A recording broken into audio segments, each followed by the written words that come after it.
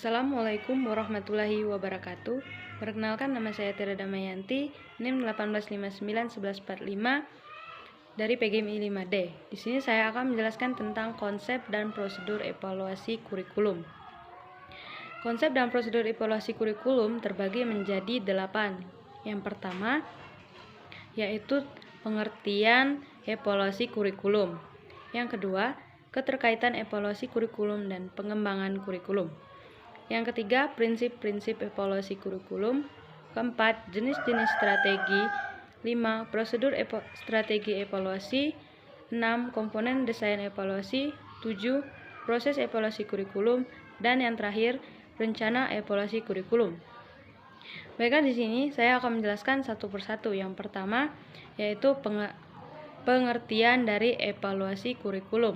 Pengertian evaluasi kurikulum adalah suatu tindakan penilaian, penjaminan, dan penetapan mutu kurikulum berdasarkan pertimbangan dan kriteria tertentu sebagai bentuk akuntabilitas pengembang kurikulum dalam rangka menentukan keefektifan kurikulum. Yang kedua yaitu keterkaitan evaluasi kurikulum, pengembangan kurikulum. Evaluasi kurikulum adalah suatu tindakan penilaian, penjaminan, dan penetapan mutu kurikulum, pertimbangan, dan kriteria tertentu sebagai bentuk akuntabilitas pengembang kurikulum dalam rangka menentukan keefektifan kurikulum. Sedangkan pengembangan kurikulum adalah proses perencanaan penyusunan kurikulum oleh pengembang kurikulum dan kegiatan yang dilakukan agar kurikulum yang dihasilkan dapat menjadi bahan ajar dan acuan yang digunakan untuk mencapai tujuan pendidikan nasional. Kurikulum merupakan alat untuk mencapai pendidikan yang dinamis. Hal ini berarti bahwa kurikulum harus senantiasa dikembangkan dan disempurnakan agar sesuai dengan laju perkembangan ilmu, pengetahuan, dan teknologi. Jadi, keterkaitan evaluasi kurikulum dan pengembangan kurikulum dalam KBBI, evaluasi artinya penilaian. Maka, penilaian kurikulum berkaitan erat dengan pengembangan kurikulum. Misalkan, penilaian suatu kurikulum sudah baik, maka diperlukan hal-hal lain yang dapat digunakan untuk mengembangkan kurikulum supaya lebih baik lagi. Atau misalnya, penilaian suatu kurikulum kurang baik, maka diperlukan solusi-solusi sehingga kekurangan yang ada pada kurikulum bisa diminimalkan, kalau bisa dihilangkan. Yang ketiga yaitu prinsip-prinsip evaluasi kurikulum. Untuk memperoleh hasil evaluasi yang baik, maka evaluasi kurikulum harus memperhatikan prinsip-prinsip sebagai berikut. Yang pertama yaitu kontinuitas. Artinya, evaluasi tidak boleh dilakukan secara insidental karena kurikulum itu sendiri adalah suatu proses yang kontinu. Yang kedua, komprehensif. Artinya, objek evaluasi harus diambil secara menyeluruh sebagai bahan evaluasi. Misalnya, jika objek evaluasi itu adalah peserta didik, maka seluruh aspek kepribadian peserta didik itu harus dievaluasi. Yang ketiga, adil dan objektif.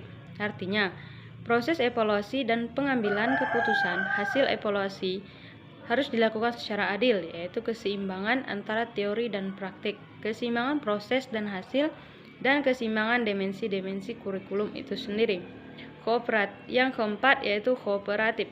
Artinya, kegiatan evaluasi harus dilakukan atas kerjasama dengan semua pihak, seperti orang tua, guru, kepala sekolah, pengawas, termasuk dengan peserta didik itu sendiri. Yang keempat yaitu jenis-jenis strategi. Jenis-jenis strategi menurut Omar Hamalik yaitu terbagi menjadi 4 jenis, yaitu yang strategi pertama terdiri atas penentuan lingkungan yang tempat terjadinya perubahan terdapat berbagai kebutuhan yang tidak atau belum terpenuhi, dan juga berbagai masalah yang mendasari timbulnya kebutuhan serta kesempatan untuk terjadinya perubahan. Strategi kedua terdiri atas pengenalan dan penilaian terhadap berbagai kemampuan atau kapabilitas yang relevan. Strategi ini sangat berguna dalam pencapaian tujuan program dan desain yang berguna untuk mencapai tujuan-tujuan khusus. Strategi ketiga terdiri atas pendekatan dan prediksi hambatan yang mungkin terjadi dalam desain prosedural atau implementasi sepanjang tahap pelaksanaan program.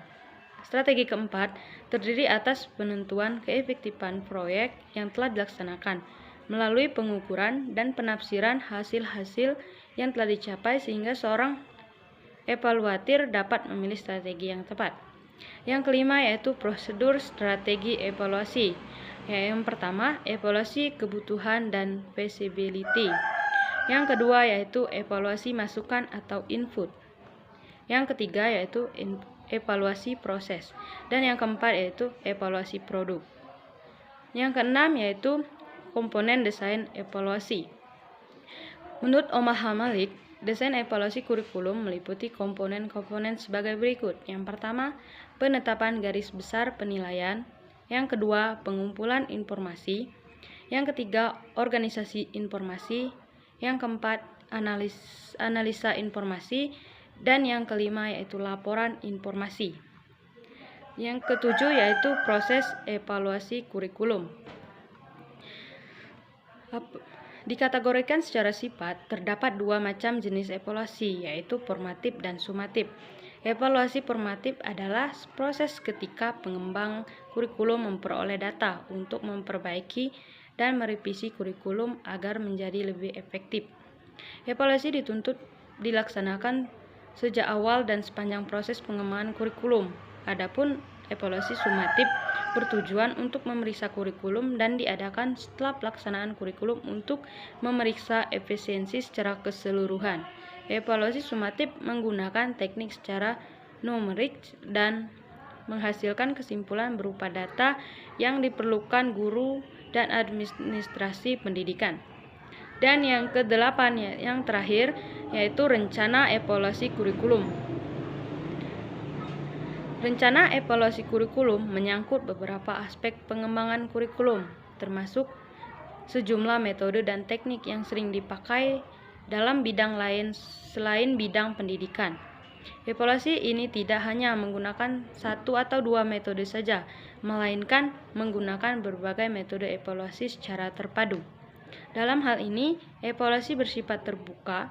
Metode evaluasi dianggap cocok jika dapat menghasilkan data yang diperlukan untuk mencapai tujuan pendidikan. Evaluasi yang lengkap meliputi cara pengumpulan dan pengolahan data, analisis terpadu, dan laporan kesimpulan evaluasi. Hanya itu yang dapat saya sampaikan. Apabila ada kata yang salah saya mohon maaf. Akhir kata, wassalamualaikum warahmatullahi wabarakatuh.